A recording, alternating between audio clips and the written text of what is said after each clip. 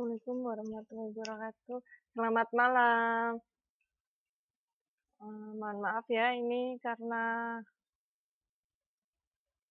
fisiknya dalam proses ya. Tadi sempat masuk tetapi nggak ada sinyal, jadi fisiknya berhenti sendiri.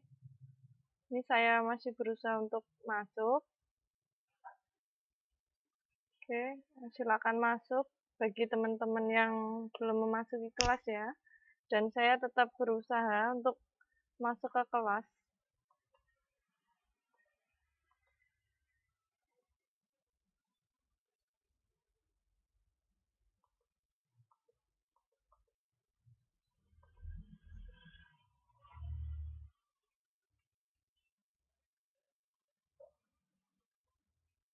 Aduh.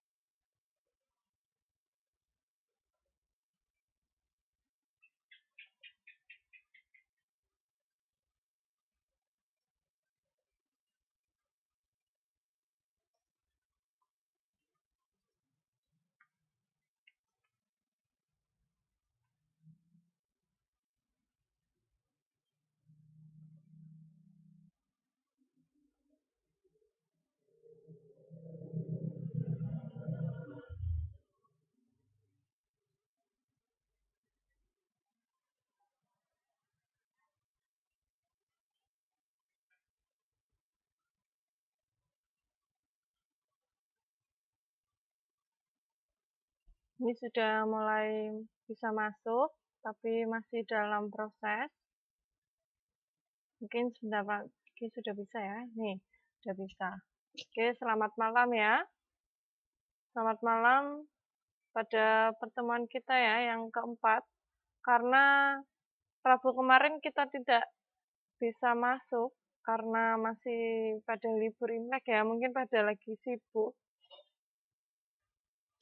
Dan sekarang saya ganti hari Selasa. Nih, saya mencoba untuk menghubungi teman-teman terlebih dahulu ya, agar bisa masuk semua. Saya alihkan ke Facebook terlebih dahulu.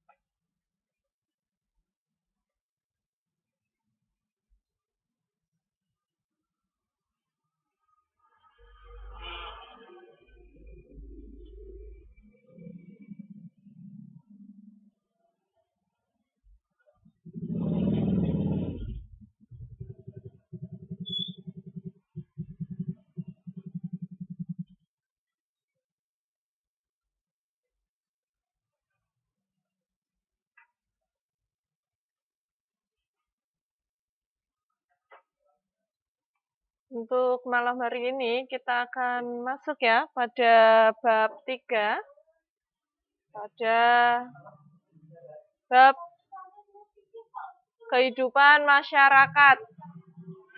Nih, kita nanti akan masuk pada kehidupan masyarakat. Nih, adapun peta konsep nanti ya yang akan kita bahas sama seperti yang kemarin-kemarin, yaitu mendengarkan, berbicara, membaca, dan menulis. Nah, untuk memulai pelajaran untuk malam hari ini, alangkah baiknya kita berdoa ya terlebih dahulu. Semoga diberikan kelancaran sampai selesai. Berdoa, mulai.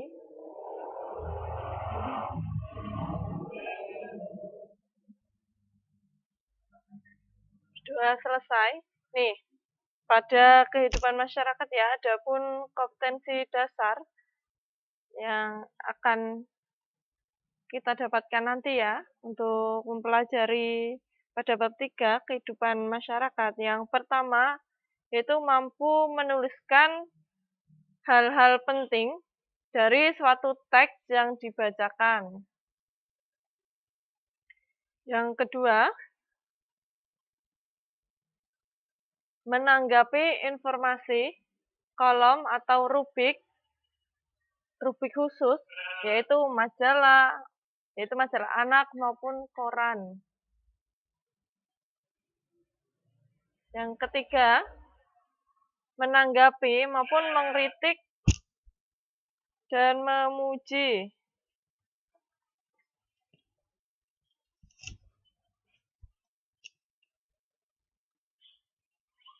Yaitu memuji suatu hal disertai alasan dengan menggunakan bahasa yang santun. Ini ya, menanggapi yaitu mengkritik maupun memuji. Yaitu dengan bahasa yang santun. Yang terakhir, mampu menyusun percakapan tentang berbagai topik dengan memperlihatkan penggunaan ejaan.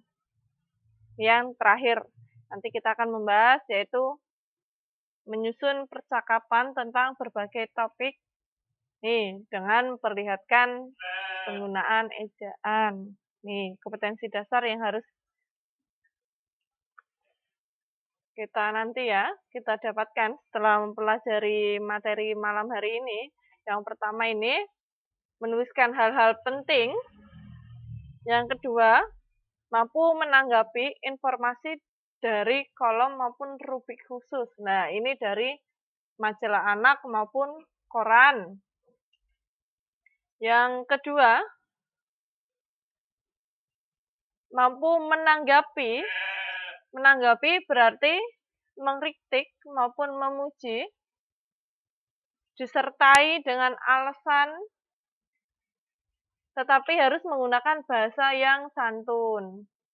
Yang terakhir, yaitu menyusun suatu percakapan, yaitu tentang berbagai topik dengan memperlihatkan penggunaan ejaan.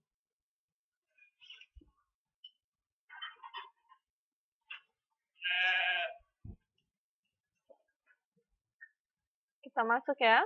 Ini adalah peta konsep dari kehidupan masyarakat. Ada 4 ya yang akan dibahas nanti. Sama. Yang pertama yaitu mendengarkan, berbicara, membaca, dan menulis. Ini untuk mendengarkan yaitu tadi ya pada kompetensi dasar sudah tertuliskan di sini pada sub-subnya. Untuk mendengarkan di sini tuh mampu menulis hal-hal penting. Setelah mendengarkan yaitu mampu mendengar hal-hal penting. Jadi dituliskan hal-hal pentingnya. Yaitu di sini nanti yang akan dibahas yaitu cerita gedung kok ada satenya. Ini nanti akan dituliskan hal-hal penting pada cerita tersebut. Yang kedua yaitu berbicara. Tadi berbicara yaitu menanggapi suatu hal. Bisa mengkritik maupun memuji. Ini yang ketiga. Halo, selamat malam Mbak Ilda. Halo.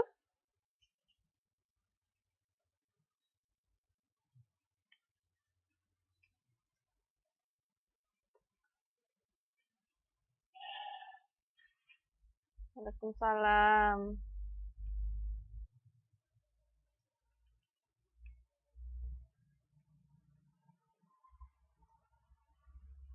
Halo, Mbak Elja bisa mendengarkan suara saya? Halo, Mbak Elja. Oke, ini ya, saya ulangin lagi ya. Kembali, saya mereview ulang. Kita malam hari ini membahas bab 3 ya, yaitu kehidupan masyarakat.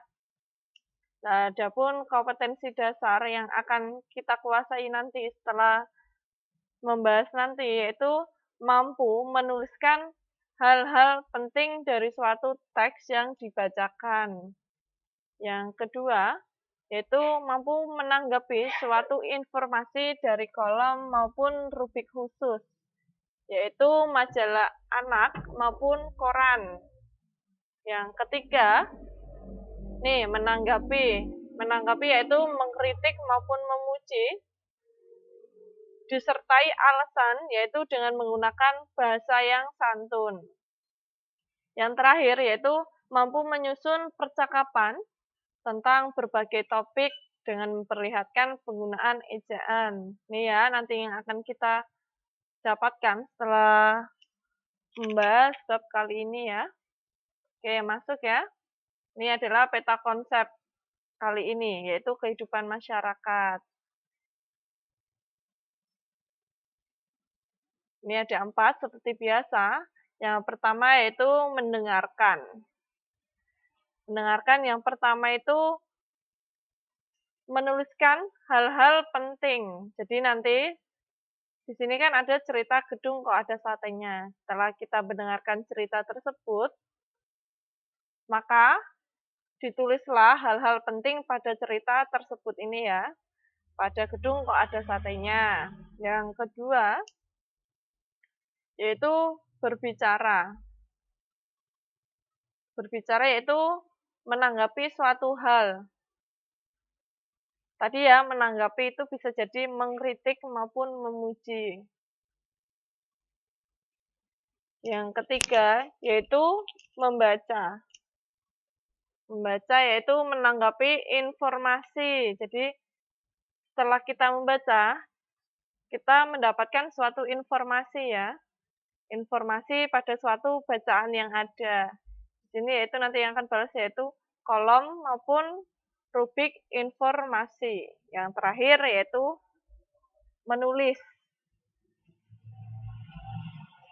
Yaitu menyusun percakapan. Yang terakhir ini penggunaan kata depan. Masuk pada slide selanjutnya ini ya, langsung masuk yang mendengarkan. Yang pertama, mampu menuliskan maupun mencatat hal-hal penting dari sebuah teks yang dibaca maupun didengar tadi ya. Yang kedua, mendengarkan merupakan salah satu cara meroleh ilmu. Jadi ini nanti setelah mendengarkan yaitu menuliskan hal-hal pokok penting ya. Nah, suatu mendengarkan itu merupakan salah satu cara memperoleh ilmu. Jadi seseorang ada yang membacakan, kita bisa mendengar dan bisa menyimpan suatu hal-hal pokok penting yang mungkin bisa kita simpan. Nantinya bisa diingat-ingat ya. Setelah itu membuat suatu pertanyaan. Nih, adapun penggunaan kata tanya yang pertama itu ada apa, siapa, di mana, kapan, mengapa, dan bagaimana. Nih, ini adalah kata tanya. Halo Mbak Elda, ini adapun kata tanya ya untuk suatu pertanyaan. Biasanya kan kata tanya itu digunakan setelah ada cerita. Setelah cerita adanya suatu pertanyaan ya. Nah ini, yaitu kata tanya apa. Kata tanya apa itu digunakan untuk menanyakan suatu benda atau pengertian. Nih, apa itu biasanya digunakan menanyakan benda atau pengertian. Biasanya contohnya apa sih yang dimaksud dengan puisi? Tentunya seperti itu ya. Ini adalah kata tanya. Yang kedua, kata tanya siapa. Itu digunakan untuk menanyakan orang maupun pelaku.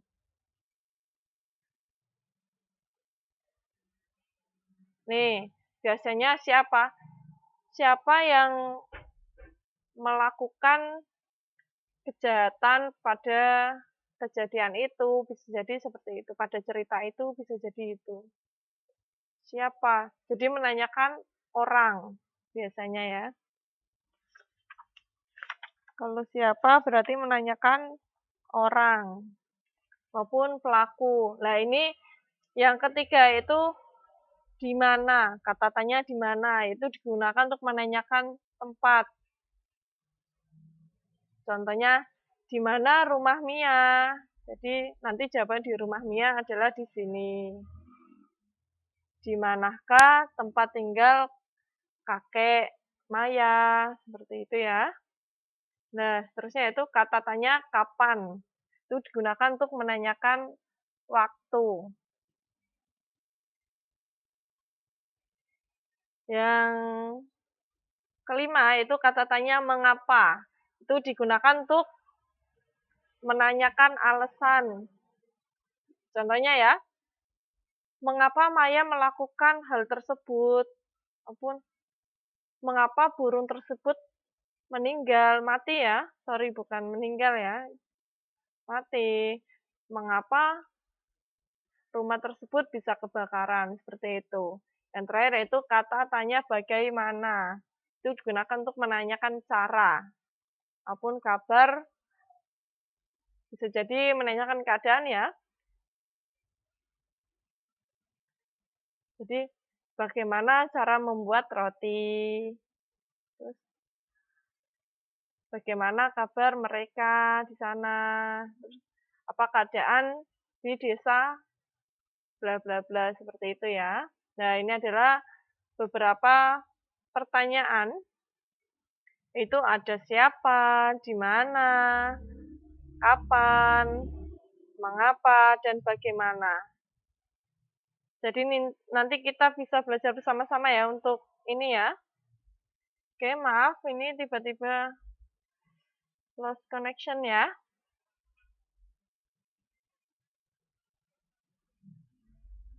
Nah, ini ada beberapa pertanyaan ya. Ada 1, 2, 3, 4, 5, dan 6.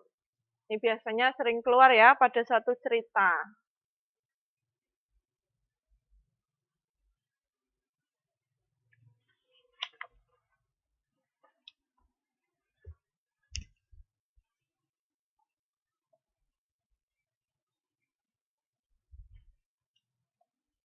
Oke, saya akan menggunakan PowerPoint biasa ya untuk membantu.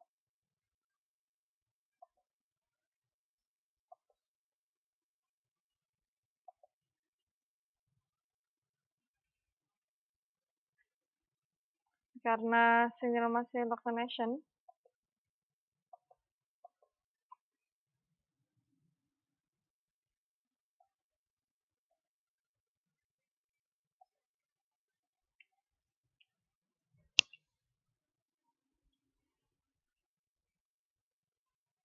Oke, ini masih ya.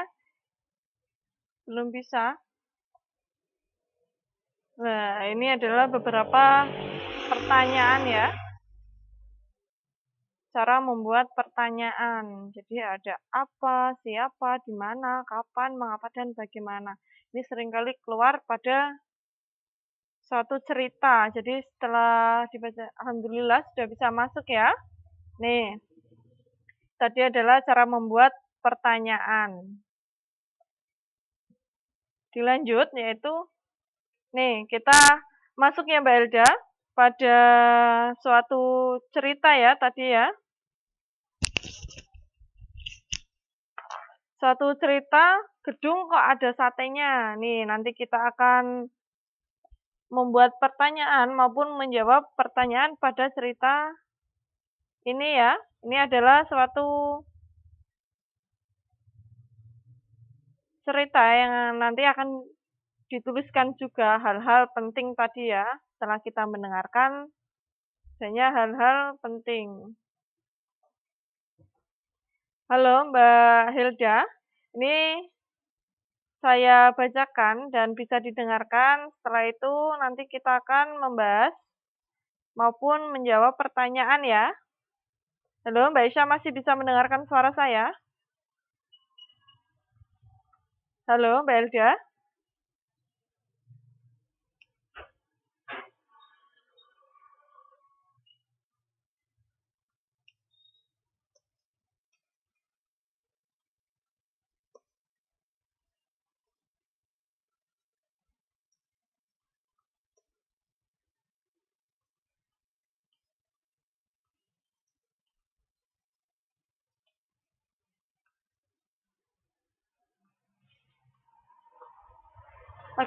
Halo, Mbak Elja bisa mendengarkan suara saya? Oke, ini ya, kita langsung masuk aja pada ceritanya.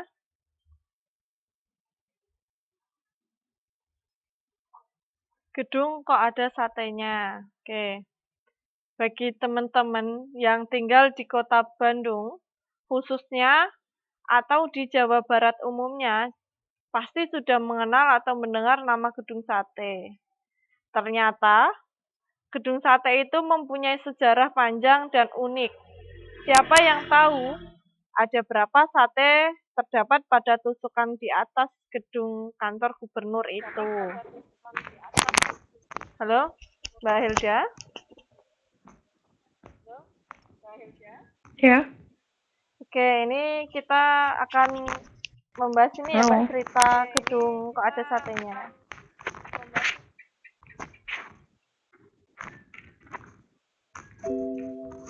Nih, akan saya bacakan ya, nanti kita membahas bersama pertanyaan nanti ya. Halo, Mbak Elda? Iya, dengar. Oke, dengar ya. Nih, saya ulang kembali ya untuk ceritanya. Bagi teman-teman yang tinggal di kota Bandung khususnya atau di Jawa Barat umumnya, pasti sudah mengenal atau mendengar nama Gedung Sate. Ternyata Gedung Sate itu mempunyai sejarah panjang dan unik. Siapa yang tahu ada berapa sate yang terdapat pada tusukan di atas gedung kantor gubernur itu? Ya betul, ada 6. 6 itu ternyata memiliki arti tersendiri, yaitu melambangkan 6 juta gulden yang merupakan biaya yang dihabiskan untuk membangun gedung tersebut. Gedung Sate ini pun termasuk salah satu bangunan bersejarah yang terkenal di kota Bandung. Bangunan ini awalnya dimaksudkan sebagai pusat pemerintah Hindia Belanda.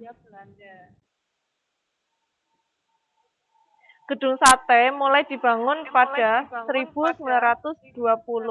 Di puncak Gedung Sate terdapat tusuk sate dengan 6 ornamen sate yang bentuknya mirip jambu air atau melati. Setelah pemerintah Hindia Belanda berencana untuk memindahkan ibu kota Nusantara dari Batavia ke kota Bandung pada tahun 1917.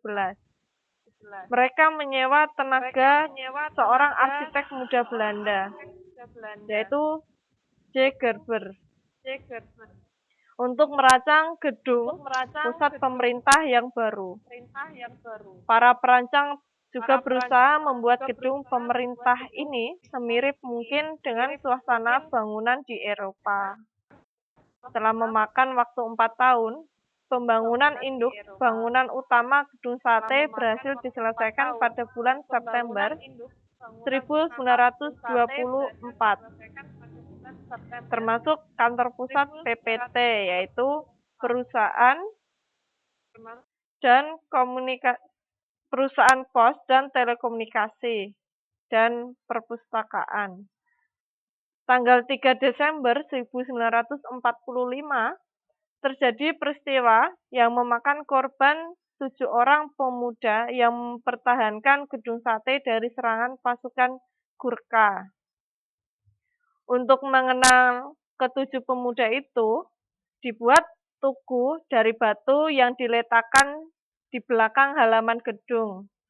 Atas perintah Menteri Pekerjaan Umum ketika itu, pada tanggal 3 Desember 1970, tugu tersebut dipindahkan ke halaman depan gedung sate. Kesempurnaan megah gedung sate dilengkapi dengan gedung baru hasil karya arsitek Y.R. Sudibyo yang dibangun tahun 1977. Gedung baru ini diperuntukkan bagi para pemimpin dan anggota Dewan Perwakilan Rakyat daerah Provinsi Jawa Barat dalam melaksanakan tugas dan fungsinya sebagai lembaga legislatif. Oke, Mbak Elda, ini adalah cerita dari sate kok ada gedungnya ya. Nih, setelah mendengarkan, nih kita berarti bersama ya. Oke, nanti Mbak Elda bisa menuliskan pertanyaannya, jawabannya pada di sini ya. Oke, halo Mbak Elda. Halo?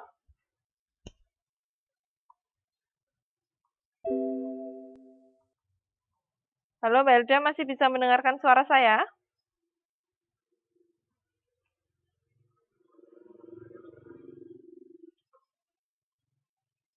Halo?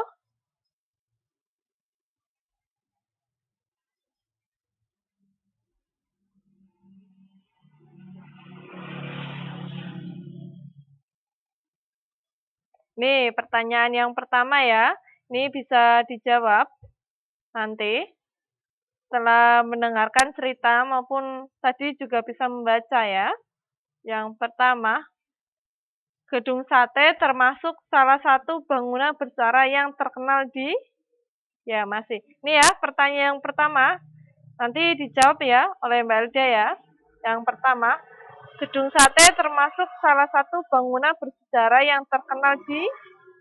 Tadi sudah mendengarkan ya. Oke, jawaban nomor 1 apa Mbak Elda?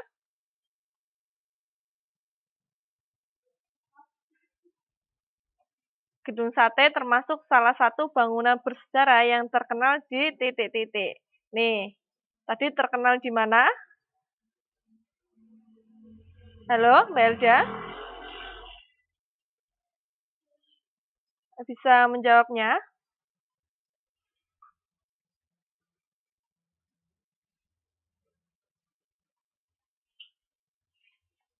Oke, Bandung, Jawa Barat ya. Nih, tadi sudah ada ya di Bandung, Jawa Barat. Oke, untuk pertanyaan kedua. Gedung sate mulai dibangun pada tahun titik-titik. Nih, pada tahun berapa gedung sate dibangun?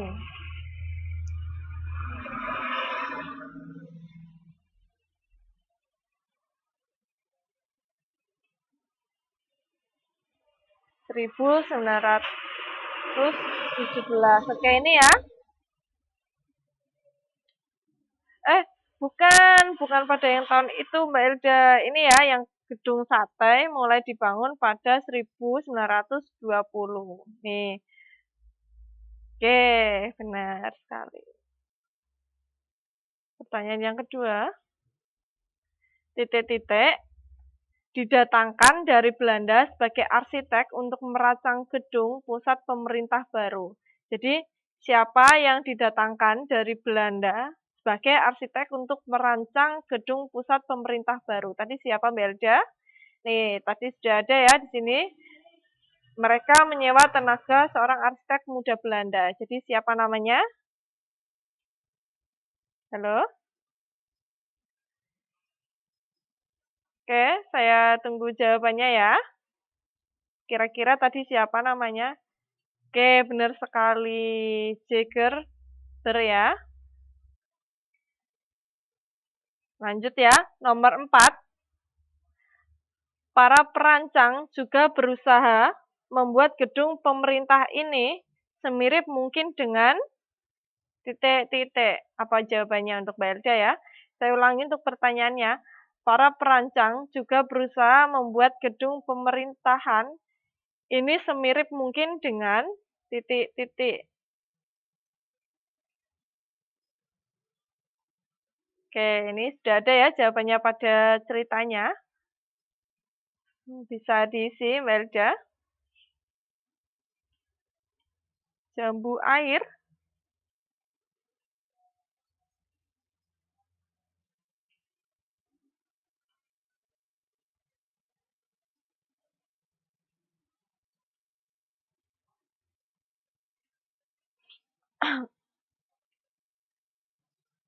Oke, itu jawaban untuk Mbak Elda ya. Jambu air. Nih ya, saya bacakan kembali ya ini. Bangunan Eropa. Oke, benar sekali. Ini semirip mungkin dengan suasana dan bangunan Eropa ya. Oke, benar sekali untuk untuk Mbak Elda ya. Nomor 5. 6 buah ornamen sate yang bentuknya mirip jambu air atau melati melambangkan. Nih, jambu air dan melati itu melambangkan.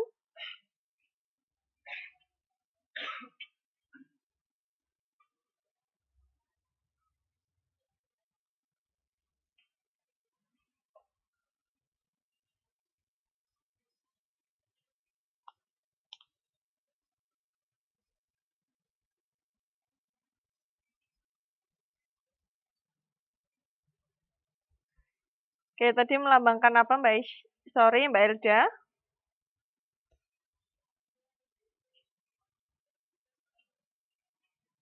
Untuk pertanyaan tadi ya, nomor 6. 6 buah ornamen sate yang bentuknya mirip jambu air atau melati melambangkan titik-titik.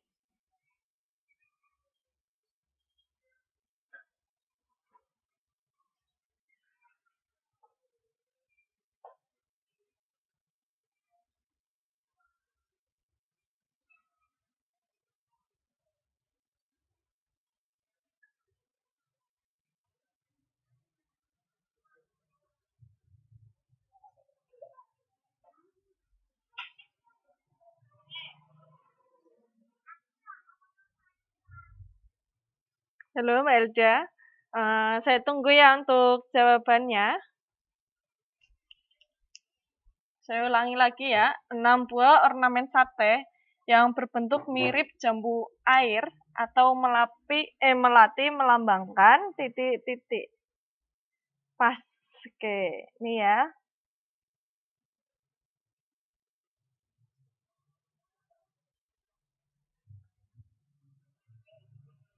Nih di sini ya.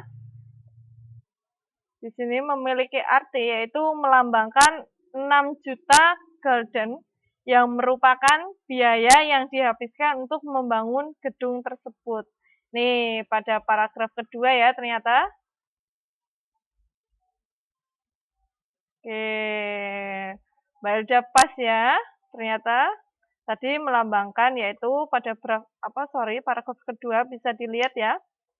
Yaitu melambangkan 6 juta gulden yang merupakan biaya yang dihabiskan untuk membangun gedung tersebut. Oke, Mbak Elda sudah bisa ya?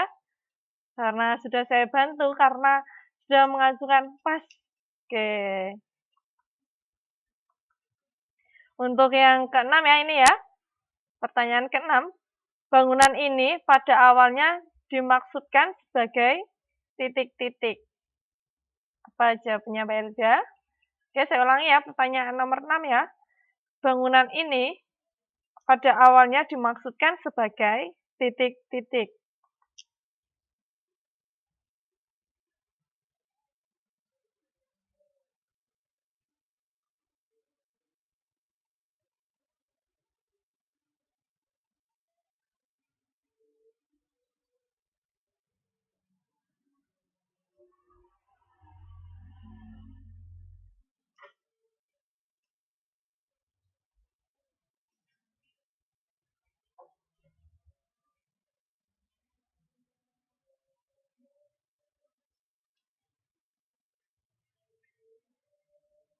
Sebagai gedung gubernur. Oke, sebagai gedung gubernur. Ini ya, untuk merancang itu gedung pusat pemerintahan yang baru ya. Oke. Bisa. Oke, lanjut ya. Untuk nomor 7.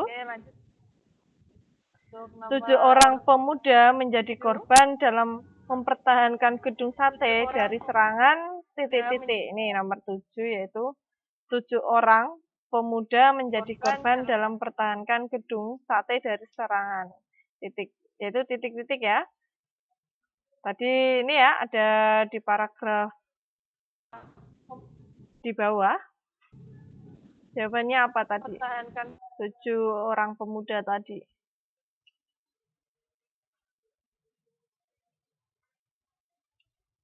Mempertahankan dari serangan titik-titik.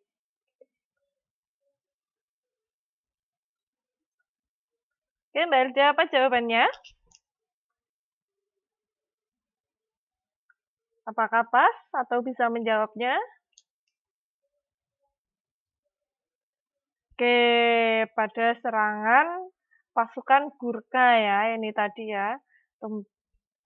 7 ini ya, korban 7 orang pemuda, yaitu mempertahankan gedung sate dari serangan pasukan Gurkha. Oke, betul sekali ya, Mbak Elda ya. Ini lanjut nomor 8. Nih, atas perintah titik-titik pada tanggal 3 Desember 1970, tugu tersebut dipindahkan ke halaman depan gedung sate. Saya ulangi untuk pertanyaan nomor 8. Atas perintah titik-titik pada tanggal 3 Desember 1970, tugu tersebut dipindahkan ke halaman depan gedung sate. Nih, atas perintah siapa? Pada tanggal 3 Desember dipindahkan ke depan. Tugu tersebut dipindahkan ke halaman depan gedung sate ini.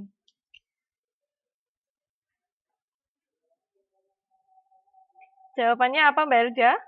Pertanyaannya masih 2 lagi ya.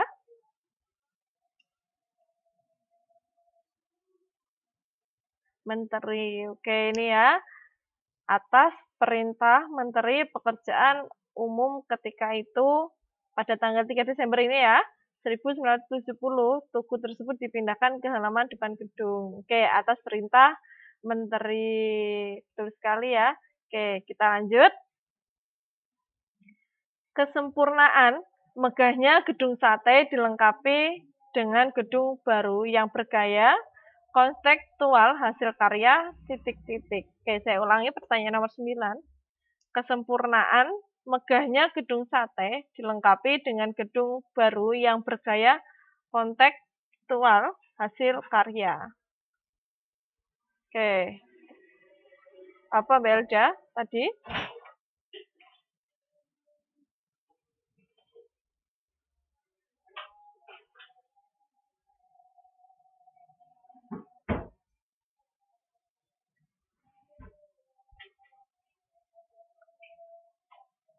Untuk jawaban nomor 9, apa? Sudah bisa? Karya Ir Sudiono. Oke, ini ya. Kesempurnaan megahnya gedung sate dilengkapi dengan gedung baru hasil karya arsitek Ir Sudibyo yang dibangun pada tahun 1977. Oke. Yang terakhir ini ya. Gedung baru ini diperuntukkan bagi titik-titik. Nih, pertanyaan nomor 10. Gedung baru ini diperuntukkan bagi titik-titik. Oke, bagi siapa? Nih ya, sudah jelas sekali.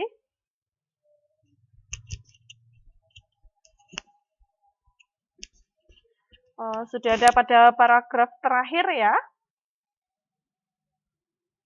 Diperuntukkan bagi siapa, Mbak Elda?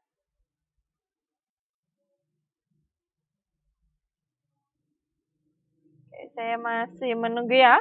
Ini adalah pertanyaan terakhir pada cerita sate kok. Oke, sorry. Gedung kok ada satenya tadi ya. Pertanyaan terakhir. Ini gedung baru ini diperuntukkan oleh maupun bagi siapa? Dan anggota. Oke, anggota apa Mbak Elda? Jelasnya dengan jelasnya untuk jawaban lengkapnya. Oke, saya tunggu untuk jawaban lengkapnya ya. Dan anggota Dewan Perwakilan. Oke, itu Dewan Perwakilan Rakyat ya Mbak Elda ya. Bukan Dewan Perwakilan aja, tetapi Dewan Perwakilan Rakyat, yaitu DPR. DPR daerah Provinsi Jawa Barat yang melaksanakan tugas dan fungsinya sebagai lembaga legislatif daerah. Oke, ini ya. Untuk ini ya, Belda kalau menjawab pertanyaan jawaban itu secara lengkap ya, biar tidak salah nantinya. Oke, ini sudah bisa ya untuk menjawab pertanyaan kali ini. Kita lanjutkan lagi. Kita masuk pada sub berbicara ya. Nih, berbicara yaitu menyampaikan suatu tanggapan disertai alasan. Ini kita sudah membahas ya untuk bab-bab kemarin. Yaitu tanggapan adalah sikap seseorang terhadap sesuatu yang terjadi. Tanggapan di sini ada kritikan dan pujian. Nah, kritikan artinya di sini ya merupakan tanggapan yang diberikan pada suatu hal yang dianggap kurang baik. Nih, itu ada tanggapan dari kritikan ya. Tanggapan tetapi yang berisi kritikan itu tanggapan yang diberikan pada suatu hal yang dianggap kurang baik. Saya rasa ini sudah bisa ya karena kemarin kita sering menggunakan ini. Yang kedua yaitu tanggapan pujian, yaitu menyatakan penghargaan yang tulus atas tindakan orang lain yang dirasa baik. Jadi memberikan pujian yang baik. Nah, kritikan dan pujian itu harus bersifat membangun dan menghargai orang lain. Ini ya, yang perlu diingat-ingat, yaitu dalam menyampaikan tanggapan, yaitu ada dua, yaitu kritikan dan pujian. Kalau kritikan itu biasanya diberikan pada suatu yang dianggap kurang baik ya, kalau kritikan. Kalau pujian yaitu memberikan penghargaan, mungkin yang dirasa cukup baik maupun menakjubkan ya biasanya. Biasanya kalau pujian itu diberikan setelah kita mendapatkan suatu peringkat maupun penghargaan biasanya. Itu adalah satu pujian.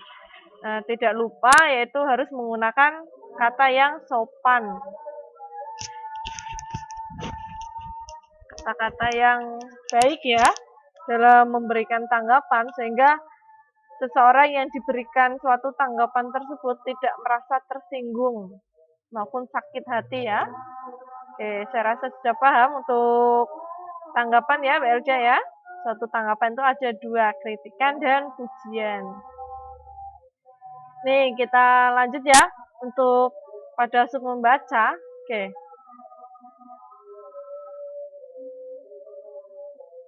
Nih, dalam kehidupan bermasyarakat, tentu banyak sekali terdapat hal-hal yang kurang sesuai dengan pendapat maupun keinginan kita. Nah, hal tersebut dapat diungkap dengan cara mengkritik yang disertai dengan alasan yang masuk akal dan tidak menyinggung orang lain. Maksudnya yaitu tadi ya memberi tanggapan dengan cara mengkritik. Nih, mengkritik. Yaitu dengan alasan yang masuk akal dan tidak menyinggung orang lain. Jadi setelah kita mengkritik seseorang itu dengan suatu alasan yang tepat, bahkan tidak menyinggung orang lain. Itu diingat-ingat ya. Jadi jangan sampai kita mengkritik orang tetapi sampai menyakitkan orang yang kita kritik. itu sangat tidak baik sekali. Oke. Nah, ini kata kritik yaitu berarti kencaman maupun tanggapan tadi ya, yaitu masuk pada tanggapan ya. Kadang-kadang disertai dengan suatu uraian dan pertimbangan baik buruk terhadap suatu hasil karya, pendapat dan sebagainya. Ini ya, arti dari kritik. Ini biasanya yaitu memberikan pertimbangan baik buruk ini ya terhadap suatu karya maupun pendapat. Jadi biasanya memberikan pendapat juga bisa. Nah, untuk mengungkapkan suatu kritikan dapat dilakukan dengan menggunakan kata anjuran maupun kata perintah. Nah, ini kita masuk ya. Ini perkenalan untuk malam hari ini ya, yaitu kalimat anjuran. Oke, kita bisa belajar ini ya, untuk kalimat anjuran itu apa sih? Yaitu kalimat anjuran, yaitu menyatakan suatu harapan agar dapat dilaksanakan. Nah, ungkapan yang biasanya dipakai dalam kalimat anjuran yaitu ada dua. Sorry, suaranya tiba-tiba mengecil ya. Nah, ini ada dua untuk kalimat anjuran. Yang pertama, supaya dan agar. Ini misalnya ya, supaya menjadi pandai, kamu harus rajin belajar. Nih, adalah contoh supaya. Untuk contoh agar sehat, kamu harus rajin olahraga. Halo Mbak Elda, ini ya, diingat-ingat ya, untuk kalimat anjuran, yaitu suatu ungkapan ya, yaitu ada dua, supaya dan agar. Nih, setelah mengetahui pengertian kritikan dan cara mengungkapkannya ya, tentu sudah bisa ya mengerjakan latihan nanti ya. Ini juga akan banyak latihan untuk malam hari ini. Halo Mbak Elda.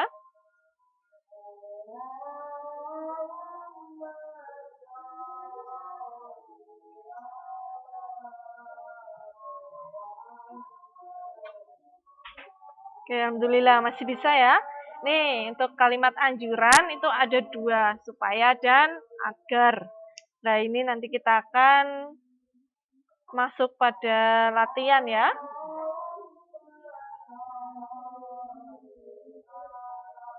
Tetapi untuk yang pertama kita akan belajar lebih dalam untuk mengkritik seseorang. Oke, nanti Mbak Elda bisa menuliskan ya untuk kritikan yang baik dengan tidak menyinggung perasaan seseorang. Nah, ini tadi ya untuk pengertian kritikan, yaitu memberikan suatu tanggapan yang dirasa mempertimbangkan baik buruk terhadap suatu hasil karya maupun pendapat. Oke, ini contohnya ya, ini ya. Yang pertama, ini ada dua orang anak berkelahi. Nah, ini misal saya ya yang memberi kritikan untuk dua orang yang berkelahi, yaitu saya memberikan satu kritikan untuk menyelesaikan masalah. Sebenarnya tidak perlu berkelahi, kita bisa menyelesaikannya dengan berbicara baik-baik. Oke, Mbak Elda ini ya. Untuk yang pertama, contohnya ini ya, dua orang anak berkelahi. Nah, ini untuk memberikan kritikan yang pas, yaitu jawabannya ini ya. Untuk menyelesaikan masalah, sebenarnya tidak perlu berkelahi. Kita bisa menyelesaikan dengan berbicara yang baik-baik. Ini untuk contoh suatu kritikan, yaitu memberikan tanggapan ya.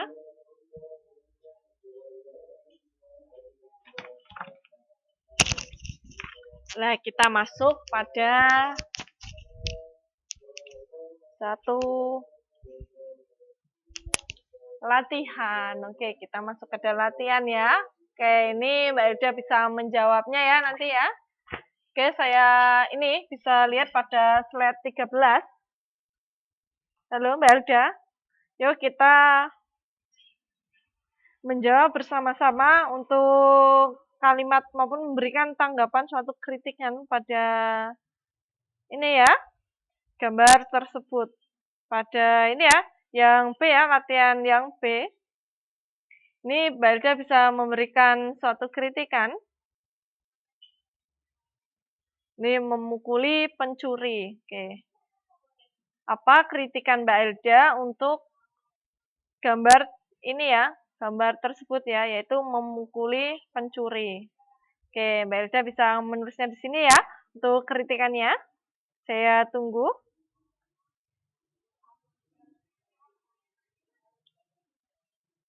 Kritikan yang pas apa sih yang diberikan oleh Mbak Elda untuk memukuli pencuri? Tanggapan yang pas ya, sehingga tidak menyakitkan seseorang ya.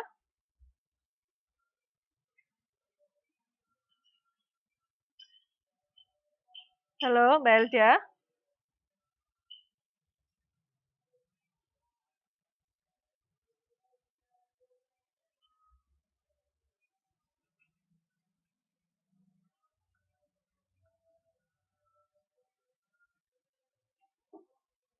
Halo. Oke, ini ya, menjawab maupun memberikan kritikan untuk latihan B ya. Ini memukuli pencuri. Nah, tanggapan apa sih yang pas yang diberikan untuk gambar tersebut dari Mbak Elda? Bisa diisikan ya. Saya tunggu jawabannya. Ini latihannya hanya 4 saja. Bisa diisikan. Saya tunggu untuk jawaban Mbak Elda ya. Untuk yang B ya, itu memukuli pencuri. Nah, tanggapan Mbak Elda yang pas, itu suatu kritikan yang pas yang diberikan untuk gambar tersebut itu apa sih?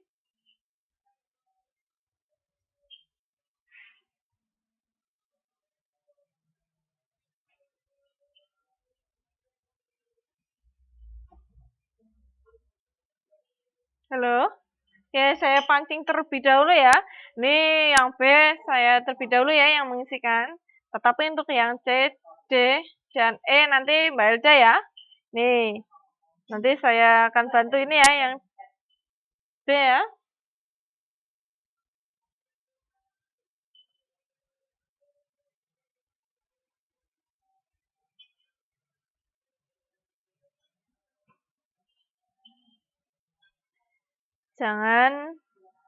Jangan pernah menghakimi seseorang dengan sendirinya. Serahkan saja kepada pihak polisi. Nah, bisa memberikan kritikan seperti itu ya untuk gambar poin B ya. Jadi, jangan menghakimi maupun memukuli pencuri sendiri. Kita bisa serahkan saja kepada pihak kepolisian. Nah, sekarang. Ini latihan sekarang, Belda. Ini bisa di sekarang ya. Nih, saya bantu untuk poin B ya. Yaitu memukuli pencuri. Nah, ini saya berikan contoh lagi ya, yaitu tanggapan maupun kritikan. Yaitu jangan menghakimi maupun memukul pencuri sendiri, tetapi kita dapat serahkan saja ke pihak kepolisian.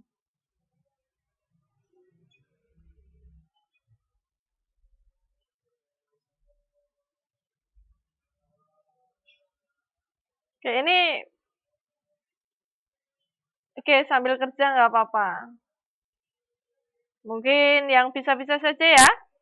Nih, sambil kerja mungkin tambah semangat ya untuk mengkritik seseorang, tapi dengan kata-kata yang baik ya, Mbak Elda ya.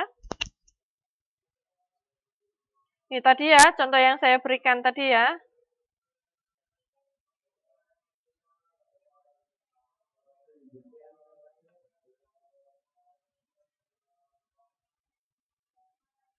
Oke, siap bisa ya. Oke, sambil kerja. Ini ya contoh poin B tadi sudah saya jawab untuk memukuli pencuri dengan mengkritik, yaitu jangan menghakimi seseorang dengan memukul pencuri sendiri, tetapi kita bisa serahkan saja kepada pihak kepolisian. Oke. Untuk poin yang C ya, ini Mbak Elda bisa menjawabnya ya. Nih, gampang sekali karena kita sering melihatnya.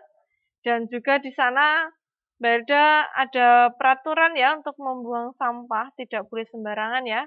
Tidak seperti di sini ya, masih banyak sampah pada di jalan-jalan yang berserakan ya. Nih, gambar pada poin C, latihan C ya, itu membuang sampah di selokan. Untuk kalimat tanggapan maupun kritikan yang diberikan Mbak Elda yang pas yaitu apa? Bisa diisikan ya. Saya tunggu jawabannya ya. Untuk kritikan yang pas yang diberikan pada gambar C, Mbak Elda.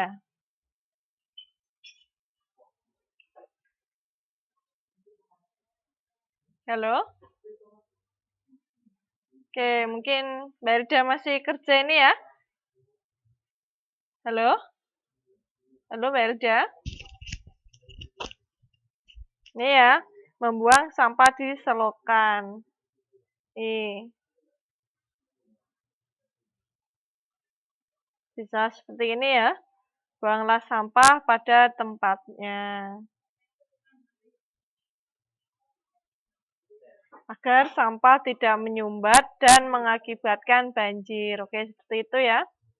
Untuk yang D, ini adalah pencari ikan dengan setrum. Nah, sering banget ya di wilayah Indonesia yang mencari ikan dengan cara yaitu menyetrum. Nah, kritikan yang baik untuk Bapak tersebut yaitu dengan cara untuk mendapatkan ikan, setidaknya gunakan cara yang baik agar tidak merusak ekosistem laut.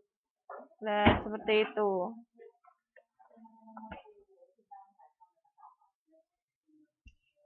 Ini adalah untuk poin D. Mencari ikan dengan setrum. Jadi kritikan yang pas yaitu untuk mendapatkan ikan, setidaknya gunakan cara yang baik agar tidak merusak ekosistem air. Ini ya, yang terakhir untuk membuat kritikan ya, yaitu ini, menyerobot antrean di loket pembayaran. Nah, untuk kalimat kritikan untuk seseorang yang berani mencerobot ya pada antrean ya. Untuk kritikan yang pas ini bisa seperti ini ya. Bersabarlah dalam menunggu antrean agar terjaga dengan tertib. Nah, bisa seperti itu. Nih, kita lanjut ya. Tadi kita sudah membahas ini, harus mengingat yaitu kata anjuran. Adapun kata anjuran ini tadi ada dua, yaitu supaya dan agar.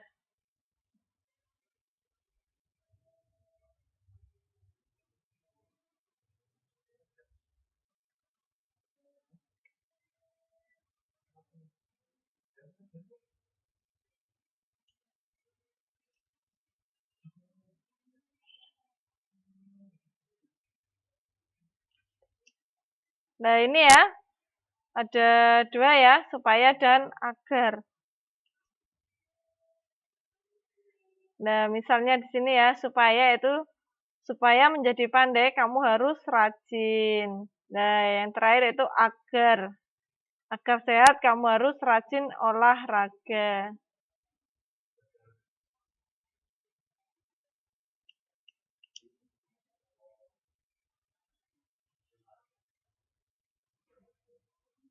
Nah, ini contohnya yaitu ya, gunakan kalimat anjuran untuk menyelesaikan pertanyaan berikut ini. Nah, di sini ada A dan B ya, itu menjadi pandai dan rajin. Nah, kita bisa menggunakan kata anjuran, yaitu supaya. Jadi, menjadi pandai, supaya kamu pandai, kamu harus rajin belajar. Nah, contohnya seperti itu ya, Mbak Elda ya.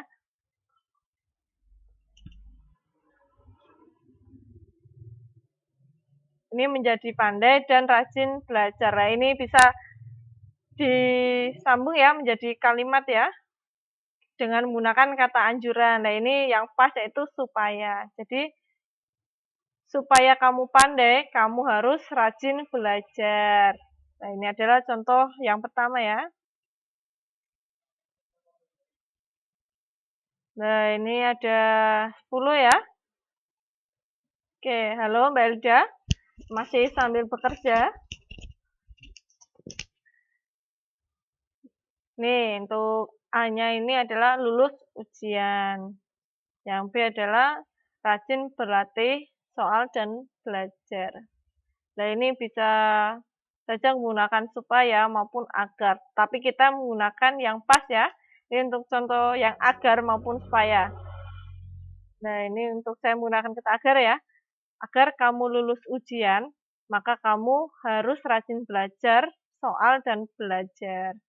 Maupun belajar soal ya ini ya. Nah, seperti itu. Bisa menggunakan agar maupun supaya. Ya, agar kamu lulus ujian, maka kamu harus berlatih soal dan belajar. Oke, bisa seperti itu ya. Untuk yang ketiga itu sehat dan rajin olahraga. Nah, ini bisa menggunakan yang pas saja ya, agar maupun supaya. Nah, ini saya menggunakan supaya ya, maupun agar ya. Bisa jadi seperti itu ya.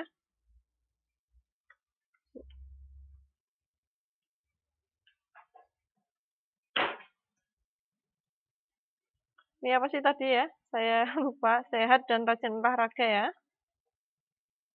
Ini bisa agar kamu sehat, kamu bisa rajin berolahraga.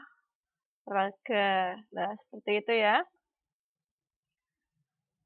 Untuk yang ketiga, itu rajin. Sorry, yang A itu kaya, yang kedua itu rajin menabung. Nah, menjadi satu kalimat yang pas. Bisa seperti ini ya. Supaya kamu kaya, maka kamu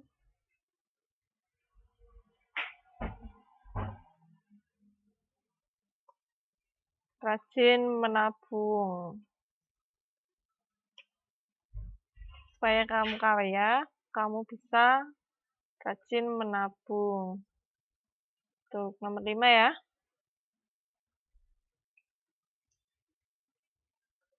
Yaitu dihargai orang lain dan berbudi pekerti yang baik. Nah, kita bisa menggunakan agar ya. Agar kamu dihargai orang lain, maka berbudi pekerti yang baik ya. Nah, seperti itu ya. Nih, nanti ada tugas lagi ya. Nih, masih ada 5 ini. Nanti bisa dilanjutkan. Itu ini ada 5 nanti. Untuk memberikan maupun membuat kalimat ya. Dengan menggunakan kalimat anjuran.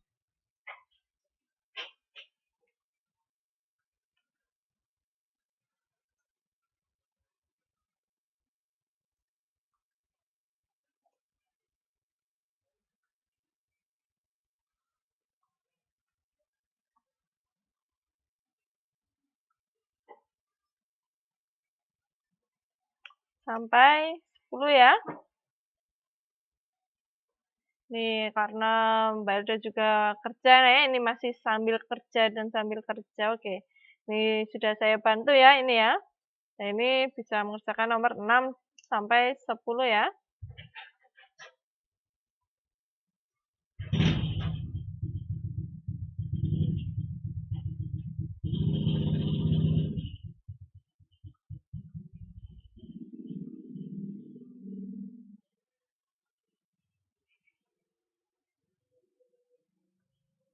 Oke, masuk ini ya, langsung ya. Udah menulis ya. Tuh di sini menulis suatu percakapan. Menulis percakapan itu dengan di sini ya. Yang pertama yaitu dengan meringkas terlebih dahulu, yaitu suatu bentuk penyajian yang singkat dari suatu kerangka asli. Jadi setelah kita melihat gambar maupun cerita, nah sebelum kita membuat percakapan yaitu meringkas terlebih dahulu, yaitu suatu bentuk penyajian yang singkat dari suatu kerangka asli ya.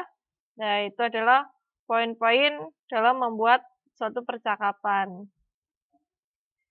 Nah untuk tujuan meringkas, antaranya untuk mempermudah, yaitu mengingat isi teks.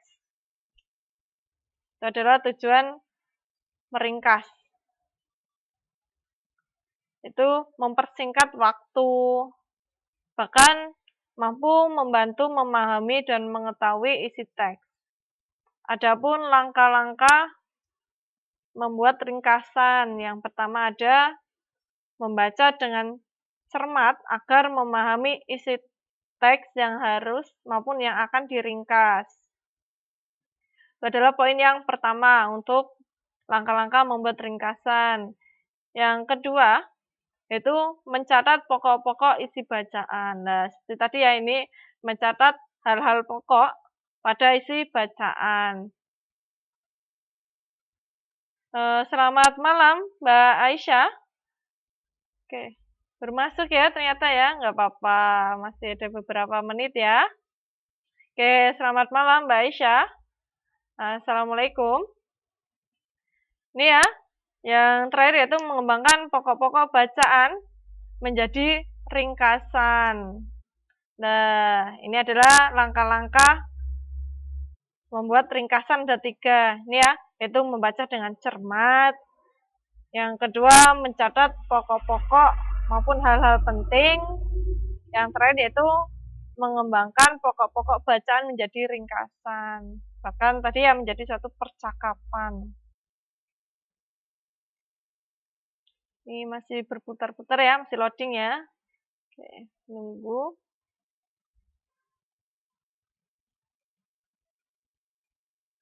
Setelah itu kita masuk, yaitu kita mengenali yaitu kata depan.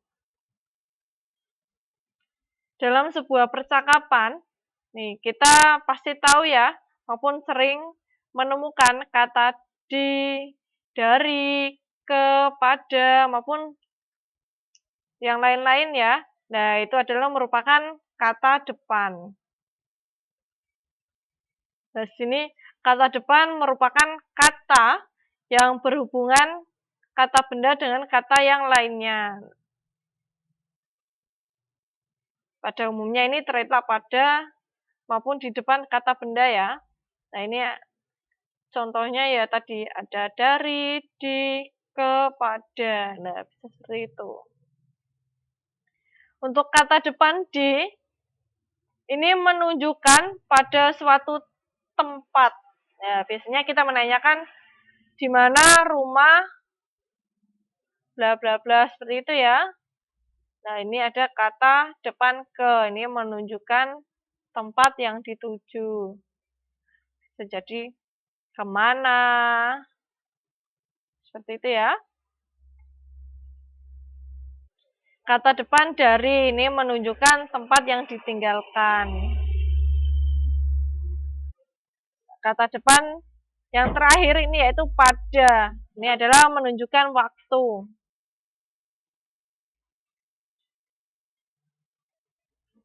Ini adalah suatu contoh kata depan ya. Ini ada dari, di, ke, dan pada. Nah, ini adalah pengertian dari kata depan tersebut. Ada 4 ya ini ya. Yang di itu menunjukkan waktu, ke menunjukkan tempat yang dituju, dari itu menunjukkan tempat yang ditinggalkan, yang terakhir yaitu pada menunjukkan waktu.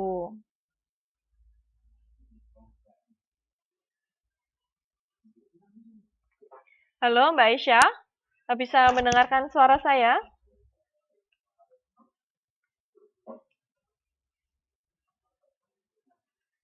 Oke, bisa mendengarkan ya? Mbak Isya baru tahu ya ini ada kelas ya? Oke, nggak apa-apa ya. Ini slide-nya masih berputar-putar.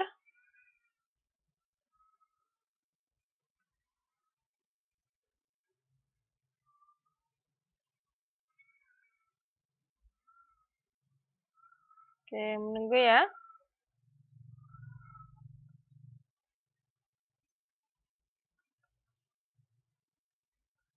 Jelas ya, terakhir.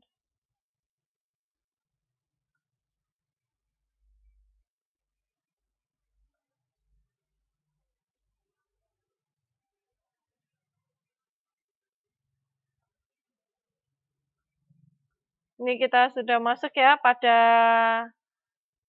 bab terakhir ya. Maaf ini masih loading-loading. Mbak Isa maupun Mbak Elda bisa menggesernya sendiri ya pada slide terakhir, slide 18. Ini ya, yaitu suatu gambar. Nah ini, yang pertama ini ya, saya bacakan ya. Itu gambar tersebut dapat disusun menjadi sebuah percakapan. Nah, ini nanti bisa membuat suatu percakapan. Nah, ini kita akan bahas bersama ya di sini ya, Mbak Isya ya. Halo, Mbak Isya. Bisa menggeser slide-nya ya. Yang terakhir ya. Ini tadi ya menggunakan kata depan. Oke, bisa ya, alhamdulillah. Oke, Mbak Elja, halo Mbak Elja. Elja keluar ya, nggak apa-apa. Oke, Mbak Isya ini ya. Ini adalah suatu gambar yang nantinya akan disusun menjadi suatu percakapan. Nah ini, yaitu yang ketiga ini ya, itu gunakan kata depan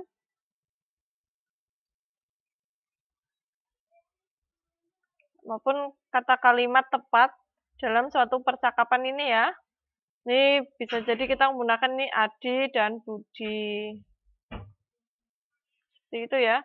Pada poin yang pertama ini ya, yang pertama kita bisa menggambarkan suatu percakapan seperti ini.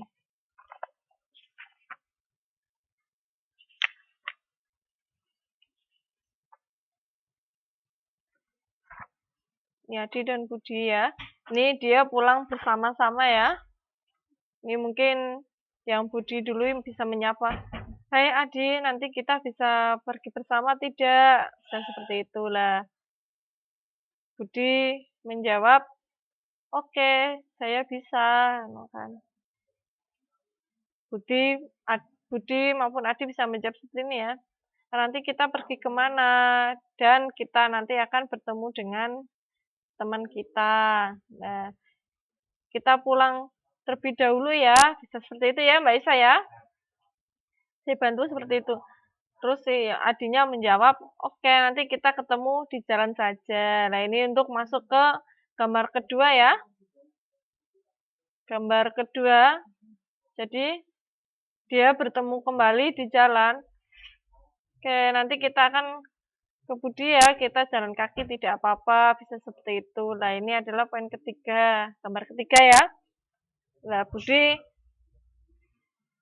bicara kepada Adi ya, Budi ada nenek itu, iya ada nenek. Kita tolongin yuk. Nah, Budi dan Adi menolongi nenek tersebut. Yang keempat, mereka menyeberangkan nenek tersebut. Setelah itu, untuk gambar nomor 5 ya. Ini adalah si nenek berterima kasih kepada kedua anak tersebut ya, Adi dan Budi. Terima kasih ya, sudah membantu saya dalam menyerbangkan ada jalan ya, membantu untuk menyeberang. Nyebrang ya. Nah ini yang terakhir, Adi dan Budi bertemu dengan temannya, yaitu Andi. Lah bisa seperti itu ya Mbak Isa ya.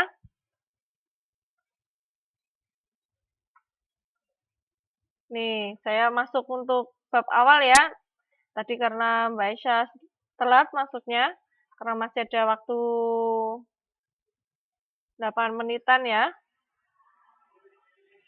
Nah ini adalah yang dibahas tadi adalah bab 3, yaitu kehidupan masyarakat ya Mbak Aisyah ya. Nah, adapun ini ya, kompetensi dasar yang dapat kita ambil dari semua materi tadi, yaitu dapat menuliskan hal-hal penting. Yang pertama, yang kedua yaitu menanggapi informasi dari kolom maupun rubrik. Yaitu ini yang ketiga, menanggapi maupun mengkritik dan memuji. Nah, ini adalah sering kita ketemui ya Mbak Aisyah ya, untuk menanggapi yaitu mengkritik dan memuji. Yang terakhir yaitu tadi yang sudah kita jawab bersama ya, itu menyusun percakapan. Nah, kita lihat gambar, setelah itu kita membuat suatu percakapan.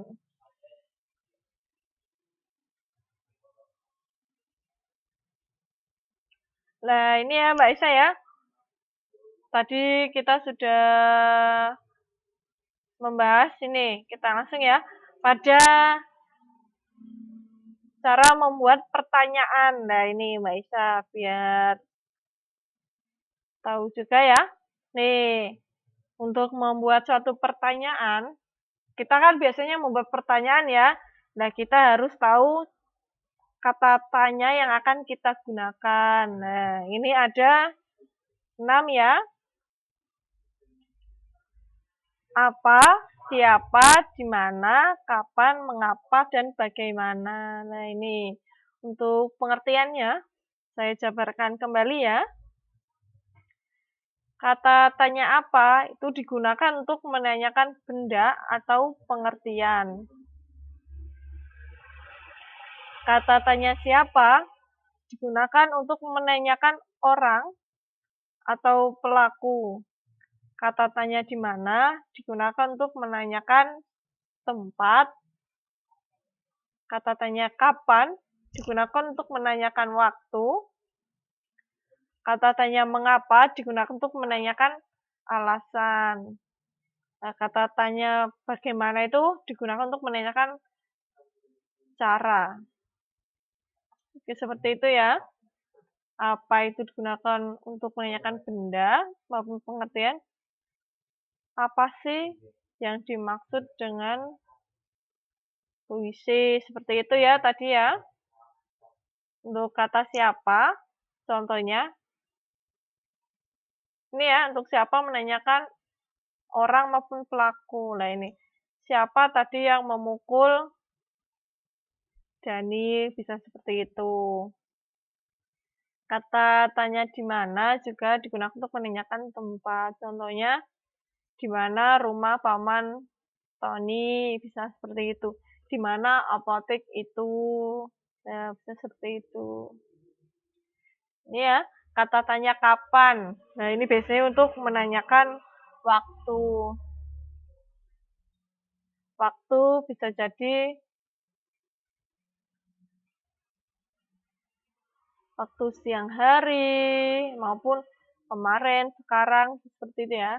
Jadi, kapan Dina jatuh? Lah, bisa seperti itu. Kapan kita bisa berangkat ke sekolah? Kapan Dina pulang dari sekolahan? Nah, contohnya itu ya. Nah, ini yang terakhir. Sorry, bukan ya. Ini mengapa ya.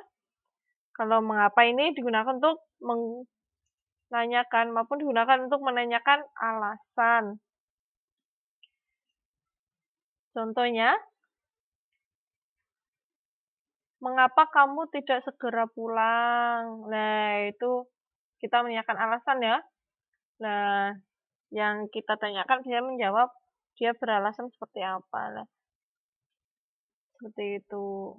Ini yang terakhir adalah bagaimana. Nah, bagaimana itu menanyakan suatu cara, kabar, maupun keadaan. Bagaimana cara membuat roti, bagaimana merangkai bunga, maupun bagaimana kabar kalian, maupun keadaan teman-teman. Seperti itu ya. Nah, kita tadi juga membahas ini cerita dan bisa menjawabnya ya.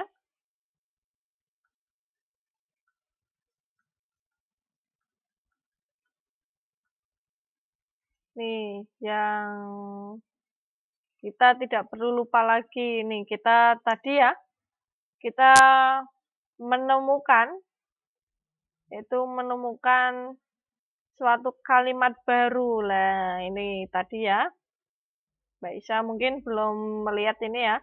Nah, ini kalimat anjuran, ya artinya yaitu suatu harapan agar dapat dilaksanakan. Nah, ini itu suatu ungkapan yang biasanya dipakai dalam kalimat anjuran itu ada dua, itu supaya dan agar. Ini ada contohnya ya, saya berikan contohnya. Untuk contoh supaya menjadi pandai, kamu harus rajin belajar. Yang kedua, agar sehat, kamu harus rajin olahraga. Nah, ini ya, yang perlu kita ingat, yaitu kalimat anjuran. Itu ada dua ya, Mbak Isya ya, supaya dan agar. Kita masuk ya, langsung sini ya. Nah, ini contohnya tadi ya, supaya kamu pandai, kamu harus rajin belajar. Ini ya, kita masuk pada slide 15 ya Mbak Isya ya. Pada slide 15, ini adalah latihan, ini ada 10 latihan ya. Nah, ini yang 5 tadi sudah saya bahas. Dan yang 5 bisa dikerjakan di rumah ya Mbak Isya ya.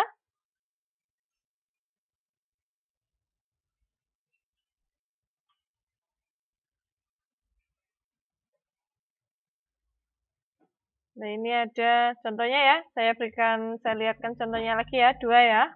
2 saja.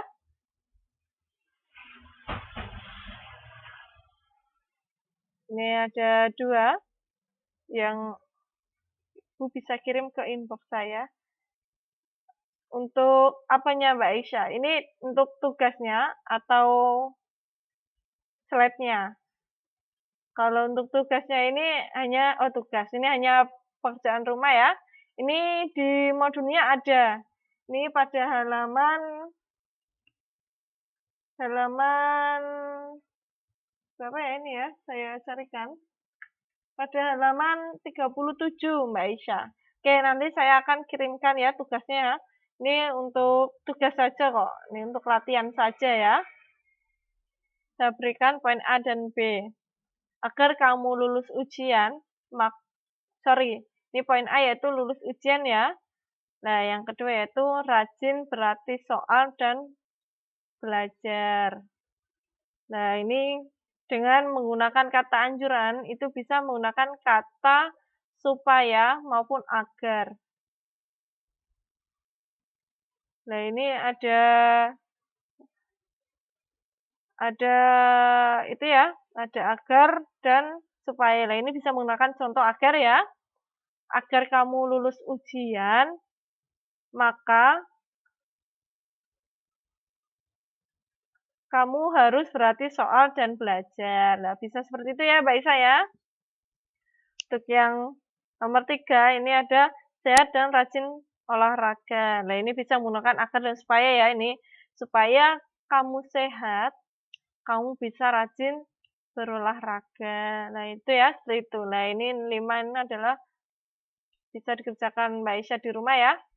Nah, ini sebelumnya terima kasih ya untuk teman-teman yang sudah hadir untuk malam hari ini. Terima kasih. Dan jangan lupa tugasnya. Wassalamualaikum warahmatullahi wabarakatuh.